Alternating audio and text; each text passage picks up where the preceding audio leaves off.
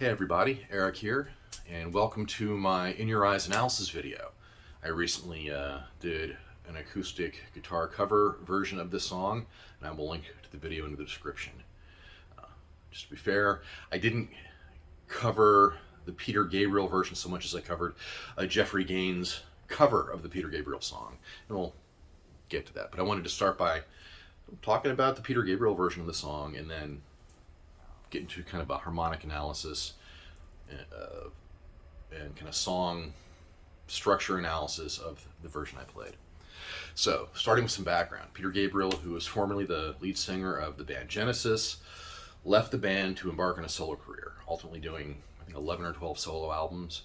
And So, the album that features In Your Eyes, was his fifth studio album. And I'm not sure, I didn't look up the research here, his most commercially successful album. We're talking like 5 or 6 hits off the album, 2 MTV hits. Perhaps one of his biggest solo albums, certainly to date, if not of his career. And it is what I consider to be a perfect album. Every song is wonderful. All the songs tie together. The album itself holds up over time, and albums like that are pretty rare. If you haven't listened to it, please, I invite you to go do that. It's a real treat. You will not be disappointed. Peter Gabriel is a big supporter of world music, so he got very interested in the music stylings of other cultures, particularly performers coming out of Africa, South America, other than kind of America and Europe. And in 1980, he founded something called WOMAD, W-O-M-A-D, the World of Music and Dance, to bring money and attention to these world musicians. And on the So album, you hear a lot of that. When you listen to the studio version of In Your Eyes, you can hear there's all these like layered rhythmic tracks that are creating a lot of cool syncopations. The backing vocals are very much, again, world music inspired, and it's really neat. You get this lush, really interesting orchestration that really fits the lyrics of the song. Now, like I said, I did an acoustic version that inspired by the '90s cover by Jeffrey Gaines, which is very different. I mean, it's really simple. I mean, acoustic guitar, vocals. I mean, just that. Very simple, very intimate, very different in some ways to the more complex rhythms and orchestrations of the studio version. However, also, I think really fit the lyrics. Because the song is about, somebody singing to their lover. Somebody who, when you look at the verse, the verse structure, in the verse they're talking about struggle. They're talking about when I got to run away. I'm so tired of working so hard for our survival. This is a person who's, life's got a kick in their butt. But then as you get into the verse, or into the chorus, I should say, in your eyes, like the heat, see the door to 1,000 churches. It's that, this person they're in love with is like this touchstone, this thing that keeps them going through the tough times, that they keep coming back to because it's so great. I mean, it's such a great depiction of love. Honestly, my only complaint with the structure in this, love song is the one line, "I am complete." Just speaking as a therapist here for a second, that's really codependent. Honestly, most love songs are really, when you dig down, they're really codependent and unhealthy. You shouldn't be looking to somebody else to make you complete. You should be your own complete person, and then with that other person you really love, it's like gravy, it's like extra. But like 90% of the, 99% of the song hits that healthier thing, just that one line. Believe me, other songs are not even close. But when you think about it, a healthy relationship doesn't have the kind of drama that's interesting to engage in, which is why I think most movies and other entertainment focus on this more unhealthy idea of romantic love. But that's an aside. Let's get back to the music. The song has a pretty basic structure: verse, verse, pre-chorus, chorus, which is repeated 2 times. The intro is just the first half, the harmonic first half of the verse, repeated, going into the song, and then there's a little bit of an outro where they just repeat the chords of the chorus and the title of the song, the phrase "in your eyes," over and over, kind of fading out. So not a lot going on there. But when we start breaking it down, well, I'm looking at the verse, and the verse has 2 related harmonic lines. So the first line goes B minor, A to D. Second line goes B minor, A, G. All triads. Now B minor is really interesting because it only shows up in the verse. And I was looking at one tab of the song that said, "Oh, it's in B minor." And it's like, it's absolutely not in B minor. Just because it starts on a B minor, no, it's not B minor. Actually, when I think about it, the verse, I think, is in D major. So looking at that, B minor is the minor 6, going to A, which would be the 5 chord, going to B minor, going to D, the 1 chord.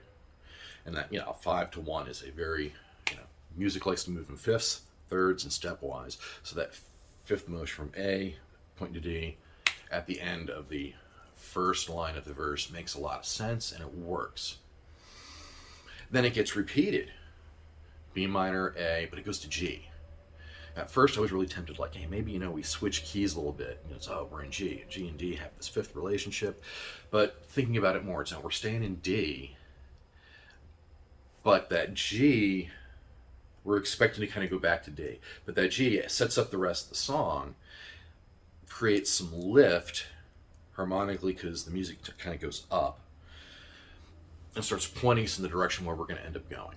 So it's a surprise. So, so B minor, the minor 6 to A, the 5, D, the 1 chord, then back to the minor 6, back to the 5, but instead of going to 1, we go to the 4 chord. So it's, and if you look at the lines of the lyrics, usually the first, like the first line of the song, "Love, I get so tired sometimes," they're B minor, A, D. Days pass, and this emptiness fills my heart. Second line. And then it repeats into the rest of the lyrics. That G then leads us right into the pre-chorus. So that's the part of the song, and all my instincts, they return, the grand facade, so soon will burn. That bit. The pre-chorus, which hits before every chorus, the lyrics don't change, and harmonically, we're going from, it goes to A to G, to A to G, back and forth, stepwise. But stepwise motion harmonically doesn't really go anywhere. Music tends to, we want to create tension and release. So in the verse, when we go to that A chord, that 5 chord, it wants to release to the tonic chord, that D, and give that sense of completion. G to A, it's like it's not going anywhere. And then the lyrics are building up. Finally, we kind of get the whoa, oh, that's hanging out on that G over and over and over, building tension, building tension. And then, boom, we go to the chorus, going from E major to A major. Again, there's that 5 relationship, the 5 chord to the 1 chord, because we've switched keys. We're now in the key of A. So that's brought things up even more. But it's also this big release of tension into this solid 5-1, harmonic movement that's, very stable. We're going home. And in the chorus, as we're talking about "in your eyes," and now we're describing the relationship. We're talking about they're talking about the person they love right there. So we're not talking about the struggles.